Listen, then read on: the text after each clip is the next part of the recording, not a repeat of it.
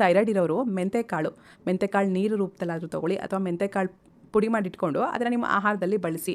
ಇನ್ನು ಜೀರಿಗೆ, ಓಂಕಾಳು, ಶುಂಠಿ, ಸೋಂಪು, ಹಸಿ ಈರುಳ್ಳಿ, ಶುದ್ಧವಾದ ಅರಿಶಿನ, ದಾಲ್ಚಿನ್ನಿ ಚಕ್ಕೆ, ಹುರುಳಿಕಾಳು ತುಂಬ ಒಳ್ಳೆಯದು. ವಾರಕ್ಕೆ ಒಂದು ಸಲನಾದರೂ ಮಾಡ್ಕೊಳ್ತೀನಿ.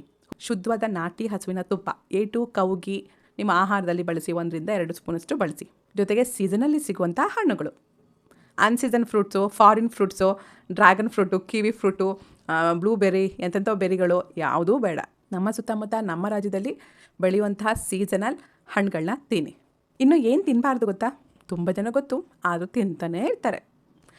ಏನು ಅಂದರೆ ಮೈದಾ ಫುಡ್, ಬೇಕ್ರಿ ಫುಡ್, ಫ್ರೈಡ್ ಫುಡ್, ಕರೆದಿರುವಂಥ ಆಹಾರಗಳು, ಸಕ್ಕರೆ ಹೆಚ್ಚಾಗಿ ಬಳಸಬೇಡಿ, ಕೂಲ್ ಡ್ರಿಂಕ್ಸ್ ಕುಡಿಬೇಡಿ, ಧೂಮಪಾನ ಮದ್ಯಪಾನ ಮಾಡಬಾರ್ದು, ಕಾಫಿ ಟೀನ ಕುಡಿಬೇಡಿ.